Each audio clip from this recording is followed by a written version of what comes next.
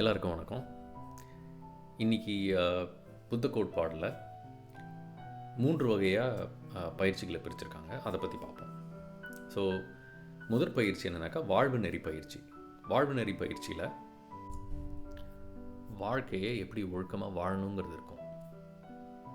இதை பஞ்சஷீலம் அப்படின்னு சொல்லி பிரிச்சிருப்பாங்க.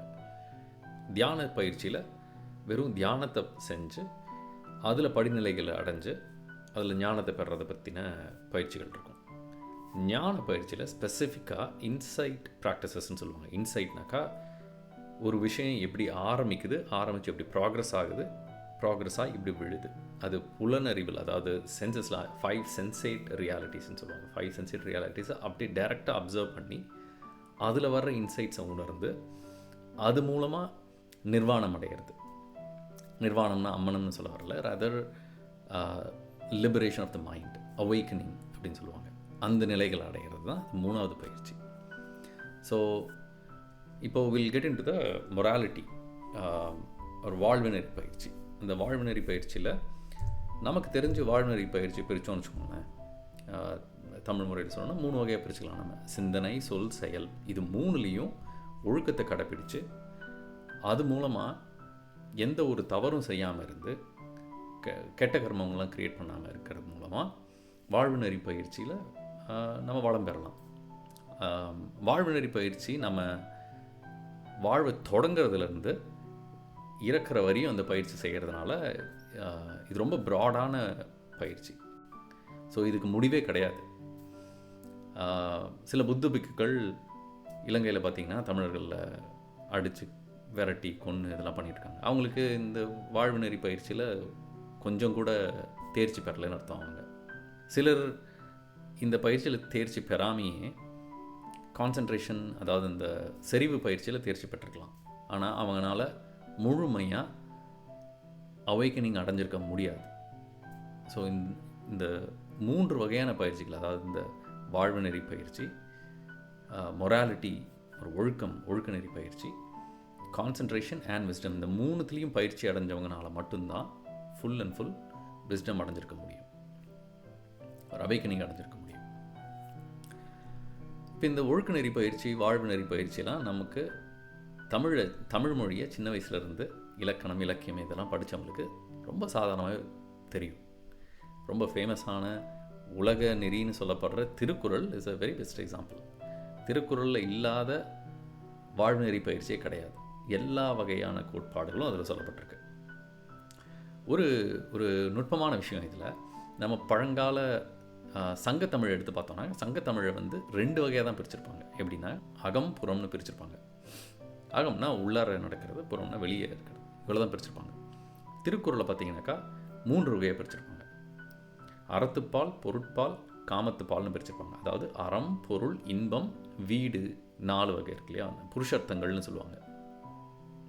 ஸோ இது சங்க காலத்துக்கு அப்புறமேட்டு வந்ததுங்கிறது இதிலேருந்து தெரிய வருது.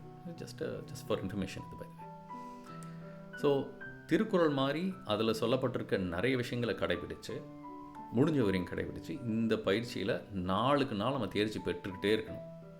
அது மூலமாக தவறான காரியங்கள் செய்யாமல் கர்ம வினைகளை சேர்க்காமல் இருக்கணும். அந்த மாதிரி கர்ம வினைகளை சேர்க்காமல் இருக்கிறது எவ்வகையான செறிவுக்கும் ஞானத்துக்கும் வித்துருங்கிறது நீங்கள் ப்ராக்டிஸ் பண்ணால் தான் புரியும். ஃபார் எக்ஸாம்பிள், நீங்கள் ஒரு பொய் சொல்கிறீங்கன்னு வச்சுக்கோங்களேன், உங்களோட தியான பயிற்சி அதை அஃபெக்ட் பண்ணும். தவறான செய்கையில் ஈடுபடுறீங்கன்னா தியானம் பயிலும்போது உங்களுக்கு அது பிரச்சனையை கொடுக்கும். அதாவது இப்போ ஒரு கோபம் வருதுன்னு வச்சுக்கோங்களேன். ஃபார் எக்ஸாம்பிள், கோபம் எப்படி தியானத்தப்போ பிரச்சனை கொடுக்கும்னா,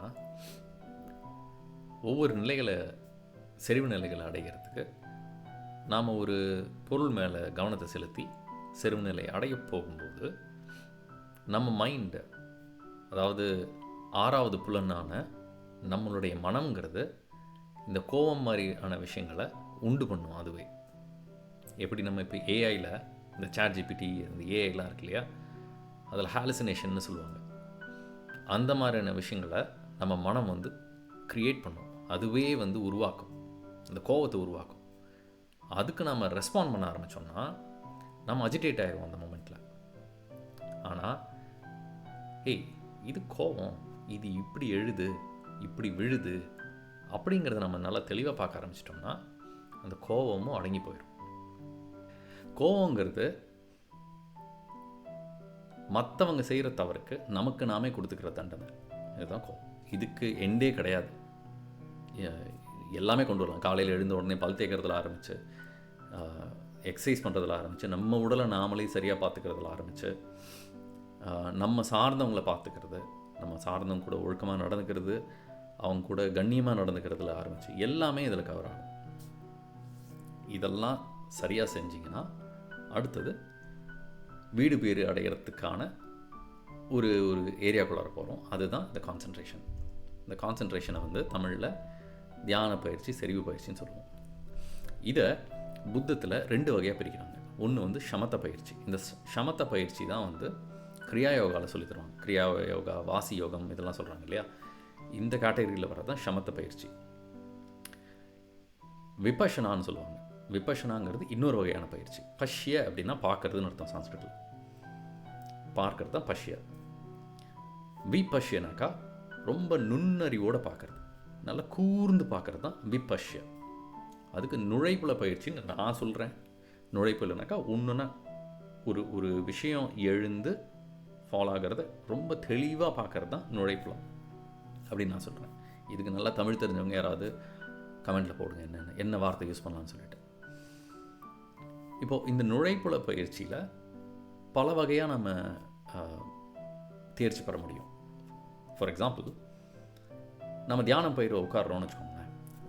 ஒரு அரை மணி நேரம் உட்காந்து தியானம் பண்ணலான்னு முடிவெடுக்கிறோம். உட்காந்த உடனே நாம் அப்சர்வ் பண்ண ஆரம்பிக்கிறோம். இப்போ நெத்தி பொட்டில் வச்சு ஒரே இடத்துல கவனத்தை செலுத்தி அது மூலமாக ஒரு ஆல்டர்ட் ஸ்டேட் ஆஃப் கான்ஷியஸ்னஸ்க்கு போகிறது சமத்த பயிற்சி. இதே இந்த விபஷனா பயிற்சியில், ஒரு நுழைப்புல பயிற்சியில் நம்ம உட்காந்து ஸ்லைட்டாக வேரியாகிற ஆப்ஜெக்டை பார்க்கணும். ஃபார் எக்ஸாம்பிள், நம்மளோட வயிறு மூச்சு விடும்போது பார்த்திங்கன்னா, மூச்சு இழுக்கும்போது விரியும், மூச்சு விடும்போது சுருங்கும். இந்த மாதிரி விரிஞ்சு சுருங்கும்போது அதை நம்ம மென்டலி ஒரு லேபிள் பண்ணிக்கணும். விரியுது, சுருங்குது, விரியுது, சுருங்குது அப்படின்ட்டு. ஏன்னா மூச்சு விடாமல் இருக்க முடியாது நம்மளால். அதனால் மூச்சு விடும்போது எக்ஸாக்ட்லி எந்த மொமெண்ட்டில் அது மூச்சு விரியுது, எந்த மொமெண்ட்டில் அந்த வயிறு சுருங்குதுங்கிறத ரொம்ப தெளிவாக ஆராய்ஞ்சு அது மூலமாக ஒவ்வொரு ஐம்புலன்களில் வர்ற ஒவ்வொரு புலன் உணர்வுகளையும் ஆழமாக உணர்ந்து அதை அப்சர்வ் பண்ணுறது மூலமாக ஆல்டர்ட் ஸ்டேட் ஆஃப் கான்ஷியஸ்னஸ்க்கு நம்ம மைண்டை நம்ம கொண்டு போக முடியும். அந்த மாதிரி கொண்டு போகும்போது நிறைய நல்ல விஷயங்கள் நடக்கும். அதெல்லாம் இன்னொரு வீடியோவில் பார்ப்போம். பட் இப்போ இந்த நுழைப்புல பயிற்சியில் இந்த மாதிரியான விஷயங்கள் நம்மளை நம்ம பயில்விக்க முடியும் இதில். ஸோ இதை எப்படி இந்த தியானத்தை செய்கிறதுங்கிறது இன்னொரு வீடியோவில் சொல்கிறேன். பட் இப்போதைக்கு இந்த ஹை லெவல் தியரி மட்டும் தெரிஞ்சுப்போம். நுழைப்புல பயிற்சியில் இன்னும் ஆழமாக போகணும்னா எவ்வகையான பயிற்சிகளை நம்ம செய்யணும். இந்த வயிறு வந்து விரியறது, சுருங்கிறது அப்சர்வ் பண்ணிகிட்டே இருக்கும். அப்போது நமக்கு ஏதோ ஒரு வலி வருதுன்னு வச்சுக்கோமே. ஸோ நம்மளோட மெயின் ஆப்ஜெக்ட் ஆஃப் கான்சன்ட்ரேஷன் எதுனா, அப்சர்வேஷன் எதுனா இந்த வயிறு தான். ஆனால் ஒரு வலி வரும்போது நம்ம அந்த வலி நம்மளோட அட்டென்ஷனை, நம்மளோட கவனத்தை இந்த வயிற்றுலேருந்து இங்கே இழுத்துரும். அந்த வலி வந்து நம்மளோட கவனத்தை இழுத்துரும். அப்போ அந்த இழுக்கும்போது நம்ம வலியை நோட் பண்ணணும். வலியை வந்து நீட்டாக அப்சர்வ் பண்ணணும். அதாவது வலி எப்படி எழுது, துடிச்சு வலிக்குதா, இல்லை அழுத்தி வலிக்குதா, இல்லை சுட்டு வலிக்குதா, சுட்டுனா சூடாக இருக்குதா, இந்த மாதிரி வலி பல வகைகளில் நமக்கு வர்றதுக்கான வாய்ப்புகள் உண்டு. அதை வந்து ரொம்ப நல்லா தெளிவாக கவனித்து அது எப்படி எழுது, அது எழுந்து அந்த வலி மறைகிற வரையும் இருக்கணும். இப்போ 2 ஆப்ஜெக்ட்ஸ் இருக்குது, நமக்கு 2 பொருட்கள் இருக்குது கவனம் செலுத்துறதுக்கு. ஒன்று வந்து வயிற்றில் வந்து இவ்வளோ தான் மோஷன் இருக்கும் இல்லையா. நம்ம வந்து மூச்சை இப்போதைக்கு அப்சர்வ் பண்ண வேண்டாம். ராதர் வயிற்றை மட்டும் அப்சர்வ் பண்ணணும். மூச்சு வந்து நார்மலாக தான் விட்டுட்டுருக்கணும். பெயின் வந்துச்சுன்னா, அந்த வலி வந்துச்சுன்னா அந்த வலியை போய் பாருங்கள். அதே போல் இங்கே வேறு ஏதாவது ஒரு இடத்துல, இந்த இடத்துல அரிப்பு வருதுன்னா அந்த அரிப்பை போய் பாருங்கள், கவனிங்க. பாருங்கனாக்கா கண்ணை வச்சு பார்க்குறதுல அதுதான் அந்த விபஷனாங்கிறது நுண்ணறிவோடு பார்க்குறது. அந்த அரிப்பு எப்படி வருது, எந்த இடத்துல வருது, அது அப்படியே டைமில் ஜூம் இன் பண்ணுங்கள். அதாவது டக்குன்னு போயிடுச்சுன்னா இந்த அரிப்பு வந்து இப்படி போகுதுன்னு வச்சுக்கோங்களேன், அதை நல்லா ஜூம் இன் பண்ணிங்கனாக்கா மெதுவாக போய் அது விழுறது தெரியும். இந்த டைம் ஸ்கேலில் போன வீடியோவில் சொல்லியிருப்பேன், டைம் அண்ட் ஸ்பேஸில் பண்ணுங்கன்னு சொல்லிட்டு. இப்படி தான் அதை ஜூம் இன் பண்ணி அப்படியே ஒரு ஆராயணும் அந்த இடத்துல என்னடா நடக்குதுங்க, எப்படிடா அரிப்பு வருது அப்படின்னு சொல்லிட்டு. அதனால் நுட்பமாக நோட் பண்ணணும். அந்த மாதிரி நோட் பண்ணும்போது உங்களோட விழிப்புணர்வு, அதாவது கான்ஷியஸ்னஸ் வந்து வெவ்வேறு நிலைக்கு போகும். ஒரு டீப் ஸ்டேட் ஆஃப் காம்னஸ் கிடைக்கும். 3ஆம் கண் திறத்தல் அதெல்லாம் சொல்லுவாங்க, அதெல்லாம் நடக்கும். டவுன் த லைன் நடக்கும்னு வச்சுக்கோங்க. பட் உங்களோட அப்ஜெக்டிவ் வந்து அதுவாக இருக்க தேவையில்லை. இந்த நுழைப்புல பயிற்சியில், இன்சைட்ஸ் ட்ரைனிங்கில் இந்த வகையான நல்ல செறிவு பண்ணுறதுக்கான பயிற்சிகள்லாம் இருக்கும். ஃபார் எக்ஸாம்பிள், அந்தந்த நிலைகளுக்கு எப்படி எந்தெந்த நிலைகளுக்கெல்லாம் நம்மளால் போக முடியும். 8 நிலை இருக்குன்னு வச்சுக்கோங்களேன். ஃபார் எக்ஸாம்பிள், சும்மா ஒரு பேச்சுக்கு 8 நிலைகள்னு வச்சுக்கோங்க. ஒரு நிலைக்கு போயிட்டேன், 2வது நிலைக்கு போகிறதுக்கு முன்னாடி அந்த ஃபஸ்ட்டு நிலையிலேயே எவ்வளோ டீப்பாக போக முடியும், என்னென்னலாம் ஆழத்தை உணர முடியும், எந்தெந்த பொருட்கள் எல்லாம் வச்சு இந்த இருக்கிற இந்த 8 ஸ்டேட்ஸ்க்கும் போக முடியும். பொருட்கள்னாக்கா இந்த இடத்துல ஆப்ஜெக்ட் ஆஃப் அப்சர்வேஷன் சொல்லுவோம். ஃபார் எக்ஸாம்பிள், 2 கட்டை விரலை இப்படி வச்சுட்டு 2 கட்டை விரலில் என்ன நடக்குதுன்னு பார்க்குறது. ஏதோ ஒரு பல்ஸ் இங்கே இருக்கும், நம்ம ரத்த நாளங்கள் போகிற பல்ஸு, இதை மட்டும் பார்க்குறது. எவ்வளோ டீப்பாக போக முடியும் அதில், அந்த மாதிரியான விஷயங்கள். ஸோ டிஃப்ரெண்ட் ஆப்ஜெக்ட்ஸை வச்சு இந்த டிஃப்ரெண்ட் நிலைகளை எப்படி அடையலாங்கிறது. அதே போல் அடைஞ்சதுக்கப்புறமேட்டு வெளியே இருந்தது ஒரு டிஸ்டர்பன்ஸ் வந்துச்சுனாக்கா அந்த நிலைகளை எந்த அளவுக்கு நம்ம கட்டுப்பாடாக வச்சுருக்கோம், நம்ம மனசு அந்த நிலைகளுக்குள்ளார எந்த அளவுக்கு கட்டுப்பாடாக இயங்குது அப்படிங்கிறது. அதே போல் அந்த நிலைகளுக்கு போனதுக்கப்புறமேட்டு அந்த நிலைகளை எப்படி நல்லா ஃபைன் டியூன் பண்ணுறது. அதாவது அதுக்குள்ளாரையே டிஃப்ரெண்ட் ஹைட்ஸ்க்கு போகலாம். ஒவ்வொரு நிலைகள்லையும் நம்ம டிஃப்ரெண்ட் ஹைட்ஸ்க்கு போகலாம். ஸோ ஒரு நிலைக்குள்ளார போனதுக்கப்புறமேட்டு நல்லா ஃபைன் டியூன் பண்ணி இன்னும் நல்லா ஜூம் பண்ணி உள்ளார பார்க்கணும், இன்னும் உள்ளார போய்ட்டு இன்னும் ஜூம் பண்ணி பார்க்கலாம். அந்த மாதிரியான விஷயங்கள்லாம் இருக்குது. இந்த மாதிரியான பயிற்சிகளை தான் இன்சைட்ஸ் ட்ரைனிங்ஸ்குள்ளார, அதாவது நுழைவுல பயிற்சிக்குள்ளார நம்ம கற்றுப்போம். ஹேண்ட்புக் ஆஃப் அபிதம்ம அப்படின்னு ஒன்று இருக்குது. அதில் இதெல்லாம் இந்த விஷயங்கள் எல்லாமே கொடுத்துருக்காங்க. ஒன்று நம்ம புரிஞ்சுக்கணும், புத்தத்தோட எல்லா பயிற்சிகள்லேயும் 2 விஷயங்களை ரொம்ப தெளிவாக உணர்த்திருப்பார். ஒன்று என்னன்னாக்கா,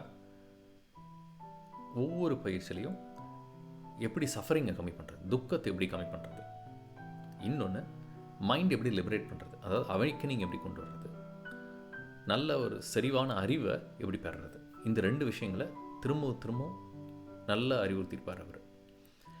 அந்த மாதிரி அடுத்த இதில் பார்க்கும்போது நுழைப்புழ பயிற்சி, அதாவது இன்சைட் ட்ரைனிங்கில் நமக்கு என்ன புரிய வரும்னா, இந்த கண்டிஷன்ட் எக்ஸ்பீரியன்சஸ் எல்லாம் விலகிட்டால் அன்கண்டிஷன்டு மாத்திரம்தான் இருக்கும்.